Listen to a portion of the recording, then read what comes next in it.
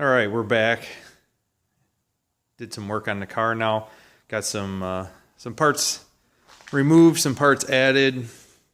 Here's a detailed view of the FiTech. It was already installed when we got the car here. It's actually mounted directly to the plenum for the turbo. Just required some machining of the plenum so that we could clear the throttle blades, but it mounts directly on her. There is no adapter plate, as you can see. This is the reason why I go with the FiTech system. Gives you the hood clearance that's needed. You can modify the stock air cleaner to fit it, as this car has had done. So we've removed the fuel command center out of the corner here. It's kind of dark. And we now have a Spectra fuel tank with pump in the tank in the rear. We'll raise up the car here and then you can take a look at that and some of the hose routings that were done for the fuel lines and everything. Just put in new spark plugs also. The spark plugs that were in it were pretty fouled out. It was having some issues with too much fueling going on. They were pretty wet with gas and so on, so we'll see how it works with these plugs. These plugs here are a non-projected tip plug. It's a YR5 NGK. This way then, hopefully this will work well with the E85 fuel when we convert over to it. So let's raise it up and we'll take a look at the fuel lines.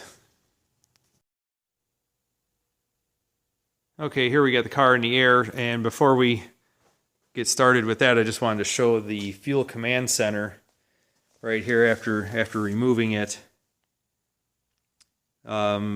This thing here is usually, this is what the first generation. I guess FiTech has now changed it. They have a second version of this that works better. This was not a flow-through design originally. You have the vent right here. That's all it does is vent. There's actually a float inside this thing that the mechanical fuel pump, the original mechanical fuel pump on the engine would fill this up. The float would cut it off as far as allowing any more fuel to come into it. So the electric pump that's inside of here would actually warm up the fuel, possibly causing issues with vapor lock. I'm not sure how true that was. I don't know if this car was really experiencing that. He never complained of it, leaving him stranded or not starting.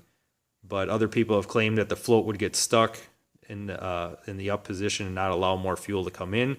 So the pump would actually run it dry and then the engine would stall and it wouldn't restart.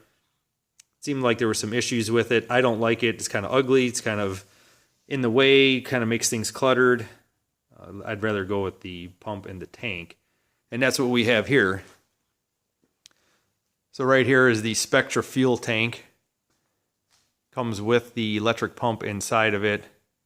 You can see I have it disconnected here right now. I unplugged the sending unit and the hot wire to the pump because I was messing around with the handheld unit and did not want the pump to prime dry because there's actually no fuel in it right now. So I want to show you what I got going on as far as the fuel lines. So we have this nifty thing right here, something new that I kind of stumbled upon that others are using. This is a 33737 fuel filter. This is a Wix fuel filter. This fuel filter is actually for Corvettes. It has an internal fuel pressure regulator set to approximately 60 psi. So what we have now is the pump is in the tank. It's the Aeromotive pump, the E85 Aeromotive pump. You can kind of see. I wonder if I can turn the light on this thing. Let's see. Yeah, that's better. So we have the three lines coming off of it. What I had to do here was actually cut all three steel lines that came on the Spectra tank. This tank is actually designed for LS conversions, so it ran the fuel line to the passenger side. This being a Pontiac, the driver side has the fuel line. So cut off all three lines. One's a vent, one's the return, and one is the fuel feed. I did use the original. It's hard to tell. You can't really see it. But right above this lip here is the factory vent line from the original tank. You can kind of see it there. I installed the original vent line back on the tank and used a short piece of hose to attach it. That worked out really well, actually, because then the vent is over here and hooked up. Now that bare line, the line that's just not being used right now, is a 1/4 inch line that was originally the return for the old mechanical fuel pump. That's not being used anymore. But we are using the original factory 5/16 vent tube that was going to the charcoal canister up by the passenger side fender. So we come off of the pump with our braided AN line that I make. It comes into the fuel filter, comes out of the fuel filter, and we tie into the factory fuel line here that's on the frame rail. It's a little difficult to see. Let's see if we can get up in there. I did have to trim it. There was a loop in it. I had to cut it out. And of course, we got our factory line going up front that's untouched. Once we come up front here,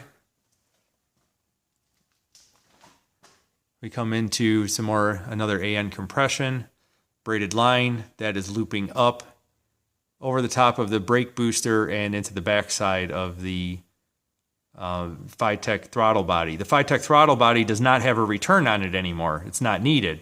So we have a single line going to the throttle body.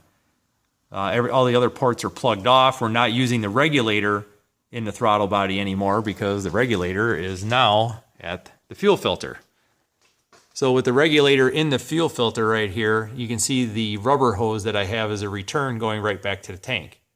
Makes it real simple. I don't have to mess around with a return line going the whole length of the car. It would have been a lot more work and just a little more difficult to do. This simplifies things considerably.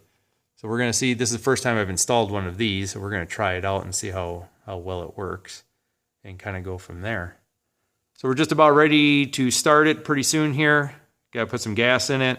We're going to start with 93 octane. You can see that we have a drain plug welded into the corner of the tank so that we can drain the tank to switch over to E85 later on. The pump wire had to be extended to the back. That's the orange wire right there on the connector. That's actually following all the way up front to the car, to the engine there. But yeah, we'll see where it goes from here. This should be exciting. I'm bringing the handheld controller home with me. Going to pre-program it with my tune that I have for the 301 turbo and try to light it off. So let's see where we go from there. Thank you.